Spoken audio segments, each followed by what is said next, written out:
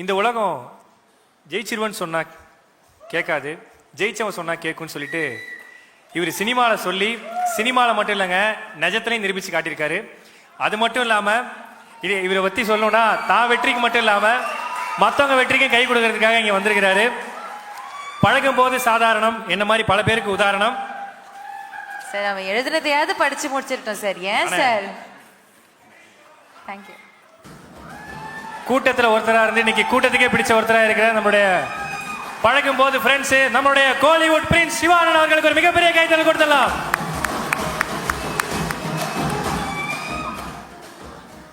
எல்லாருக்கும் வணக்கம், எல்லாருக்கும் ஹாப்பி நியூ இயர். இந்த வருஷம் இன்னும் சிறப்பாக இருக்கட்டும் எல்லாருக்கும். இந்த வருஷம் கலந்துக்கிற முதல் ஃபங்க்ஷன், ஸோ எனக்கு ரொம்ப சந்தோஷமாக இருக்குது. ஃபர்ஸ்ட் ரீசன் நீங்கள் வந்ததுக்கு காரணம் வந்து ஸ்னேகா பிரிட்டோ அவங்க தான். என்ன சார் பின்னாடி போணுமா, வீட்டுக்கு போவா, பின்னாடியா? இது ஓகேயா? ஓகே ஓகே, தேங்க்யூ தேங்க்யூண்ணா.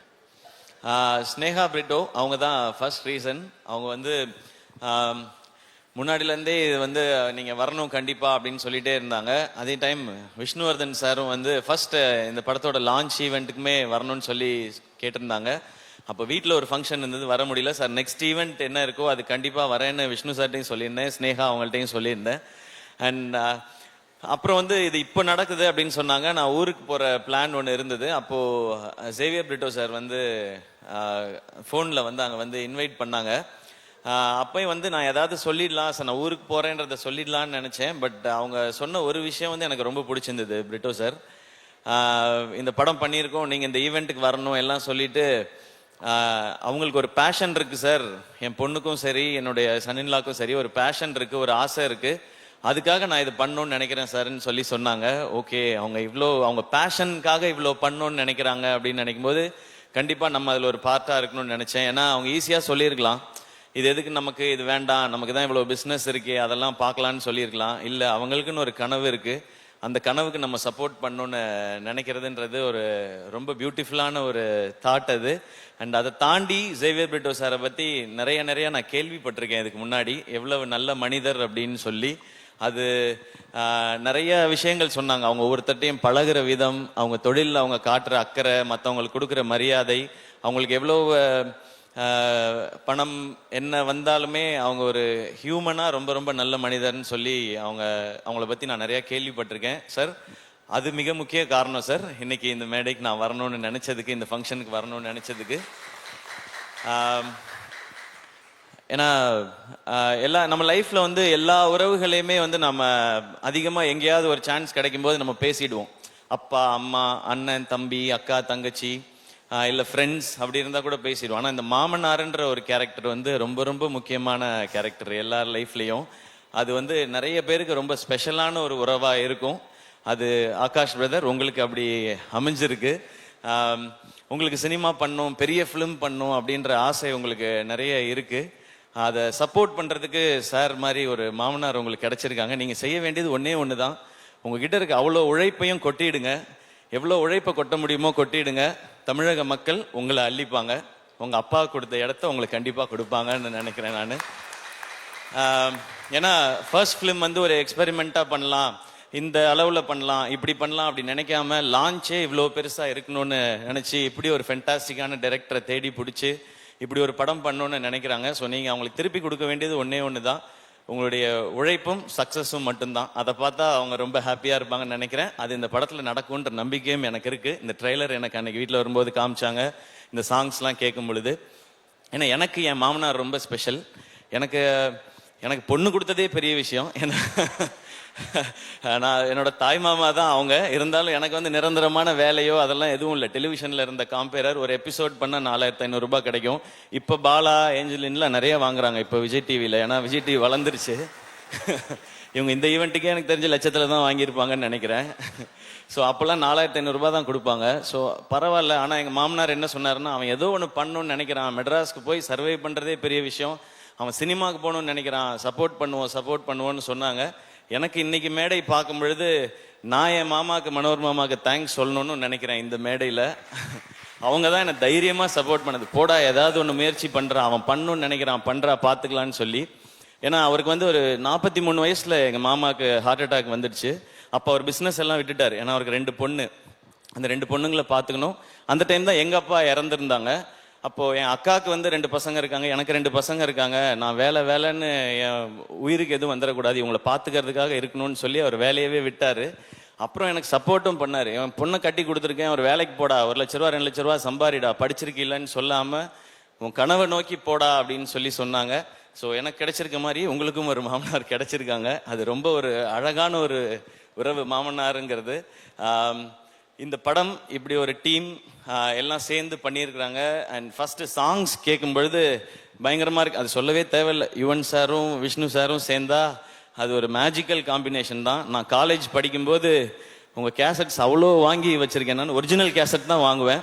எனக்கு காலேஜ் படிக்கும்போது இருந்த 2 பழக்கம் வந்து, ஒன்று சினிமா பார்க்கறது, இன்னொன்று கேசட் வாங்கி பாட்டு கேட்கறது. நமக்கு வேற இதெல்லாம் கிடையாது, காலேஜ் டைம்ல இருந்தே கிடையாது அது. ஸோ காசை சேர்த்து வைக்கிறது எல்லாமே சினிமா பார்க்கறதுக்கும் பாட்டு கேட்கறதுக்கு மட்டும்தான். எனக்கு நல்லா ஞாபகம் இருக்கு. குறும்பு தான் ஃபர்ஸ்ட் டைம் வந்து அந்த ரீமிக்ஸ் கல்ச்சரை கொண்டு வந்துச்சுன்னு நினைக்கிறேன் சார். ஃபர்ஸ்ட் சாங் நீங்க ஆரம்பிச்சு வச்சதுதான் நினைக்கிறேன். அதுக்கப்புறம் அவங்க சொன்ன மாதிரி அறிந்தும் அறியாமலும் பாட்டு கேட்டுட்டு தான் வந்து இந்த படத்தை போய் பார்க்கலாம் அப்படின்னு சொல்லி தோணுனது. உங்களுடைய எல்லா படங்களும் அந்த மாதிரி. உங்களோட எல்லா படத்தையும் நான் பார்த்துருக்கேன் சார், தேட்டரில் தான் பார்த்துருக்கேன். பாஞ்சா உட்பட போய் பார்த்துருக்கேன். அது நீங்கள் டைரக்ட் பண்ணியிருக்கீங்கன்ற ஒரு காரணத்தினால போய் பார்த்தேன். ஒரு பயங்கரமான ஒரு ஃபிலிம் மேக்கர் விஷ்ணு சார். அவருடைய அந்த கலர் சென்ஸாக இருக்கட்டும், ஆர்டிஸ்ட்டை ப்ரெசென்ட் பண்ணுற விதமாக இருக்கட்டும், அந்த ஸ்டோரியை கொண்டு போகிறது, மியூசிக்காக இருக்கட்டும், அது ஒரு புது ஃபீலில் இருக்கும். நீங்கள் சொன்ன மாதிரி உங்களோட ரொமான்டிக் ஒரு ட்ராமா, அதுக்குள்ளே ஒரு ஆக்ஷன் அப்படின்றது உங்களுக்கு புதுசு மாதிரி நாங்களும் அதை புதுசாக எக்ஸ்பீரியன்ஸ் பண்ணுறதுக்கு ரெடியாக இருக்கோம் சார். அண்ட் இப்போ நீங்கள் ஸ்டேஜில் பேசும்போது கூட பார்த்தேன், அதித்திட்ட கூட கேட்டுட்டு இருந்தேன், சார் எல்லாரையும் பாராட்டுறாரா திட்டுறாரா? You I will kill you அந்த மாதிரி தான் இருந்துச்சு. ஏன்னா பாதி இங்கிலீஷில் வேற இருந்துச்சு சார், கொஞ்சம் புரியல வேற எனக்கு.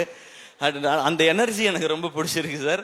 அது உங்களுடைய படங்கள்லையும் இருக்கு. இந்த படம் இன்னும் ஸ்பெஷலாக இருக்கு. அண்ட் ஷேர்ஷா ஒரு அமேசிங்கான ஃபிலிம். நான் சார் அன்னைக்கு பார்க்கும்போது கூட சொன்னேன், அமரன் வந்து ஃபர்ஸ்ட் அந்த டீசர் ட்ரெய்லர்லாம் வரும்போது தமிழ் சினிமால இருந்து ஒரு ஷேர்ஷா அப்படிதான் சொன்னாங்க. ஒரு அப்படி ஒரு ஷேர்ஷா மாதிரி ஒரு படம் எடுத்துட்டு அதுக்கு வேற ஒரு கான்ட்ராஸ்டா இப்போ நேசிப்பாயான்னு ஒரு ஃபிலிம் எடுத்திருக்கிறாங்க சார். ஸோ ஷேர்ஷா என்ன பண்ணிச்சோ மேஜிக், அது இந்த நேசிப்பாயா இங்கே இப்போ பண்ணணும் நம்புறேன் சார். ஒரு ஃபென்டாஸ்டிக்கான release date Jan 14 Pongal. And Akash bro உங்களுக்கு ஃபர்ஸ்ட் ரிலீஸே வந்து பொங்கல் ரிலீஸா அமைஞ்சிருக்கு. ஸோ எல்லாமே கரெக்டா செட் ஆயிருக்குன்னு நினைக்கிறேன். ஒரு பெரிய சிக்ஸரா அடிச்சிருங்க, ஸ்டேடியமுக்கு வெளியே பால் போய் விழுகிற மாதிரி நடந்துடணும்னு நினைக்கிறேன். அண்ட் அதித்தி, இப்போ அதித்திட்ட சொல்லிட்டு இருந்தேன், தொடர்ந்து இந்த மாதிரி ஒரு ஸ்ட்ராங் ரோல்ஸ் இருக்கிற ஃபிலிம்ஸா கண்டினியூஸா பண்ணுங்க. இன்னும் ஸ்பெஷலான ஃபிலிம்ஸ் எல்லாம் இன்னும் நிறைய இதே மாதிரி பண்ணுங்க. இன்னும் உங்களுடைய எல்லா டைமென்ஷன்ஸும் தெரியட்டும் ஸ்க்ரீன்லன்னு சொல்லி அவங்கள்ட்ட ஒரு செம்ம எனர்ஜி இருக்கு. அது இன்னும் இந்த மாதிரி நல்ல டிரெக்டர்ஸ், இந்த மாதிரி சூப்பர் ஃபிலிம்ஸ் வரும்போது அதெல்லாம் வெளியில தெரியும்னு நினைக்கிறேன். Best wishes Aditi. நானும் கரெக்டா பேசிட்டேன்னா? ஓகேவா தான் பேசியிருக்கேன்னா? அவ்வளோதான் பொய் சொல்ல வருது அதித்தி, அதுக்கு மேலே வர சார் சொல்கிறேன். பட் அண்ட் சரத் சார் வந்து அவரோட இன்னும் நான் நடிக்கிறதுக்கான வாய்ப்பு எனக்கு இன்னும் கிடைக்கல. சரியான ரோல் இன்னும் அவருக்கான ரோல் எழுதலைன்னு நான் நினைக்கிறேன். ஏன்னா அவருக்கு என்ன மாதிரி ரோல் கொடுக்கணும்னு தெரிய மாட்டேது. இன்னும் எங்கா அப்படியே தான் இருக்காரு சார். நீங்கள் வேற ஸ்டேஜில் ஏஐ பட பாட்டெல்லாம் ஞாபகப்படுத்திட்டீங்க. அதை பற்றின கருத்துக்கள்லாம் என்கிட்ட சொல்லிட்டு இருந்தார் சார். அது எதுவும் மேடையில் சொல்ல முடியாது, சாரி. நீங்கள் வேணா முன்னாடி ஷூட் பண்ணியிருப்பாங்க, அது அண்ணெல்லாம் நல்லா அப்படி கிட்ட ஜூம் பண்ணி ஷூட் பண்ண லிப் ரீடிங்கில் கண்டுபிடிச்சிக்கங்க நீங்கள். அண்ட் சரத் சார், உங்களோட எனர்ஜி அது சூப்பர் சார். எப்போவுமே கண்டிப்பாக சீக்கிரம் ஒரு செம்ம படம் பண்ணுவோம் அப்படின்னு நான் நம்புகிறேன் சார்.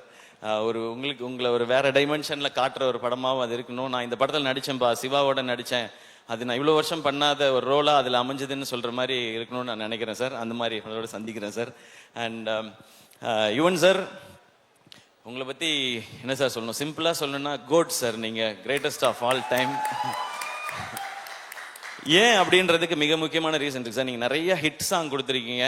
அதெல்லாம் விட முக்கியமான ரீசன், நீங்கள் பண்ண ஆரம்பத்திலேருந்து உங்களுடைய ஜேர்னியை பார்த்தா புது டிரெக்டர்ஸ், புது ஹீரோஸ் வர்ற படங்கள் எல்லாத்துலேயும் நீங்கள் சாங்ஸ் பண்ணி கொடுத்துருக்கீங்க.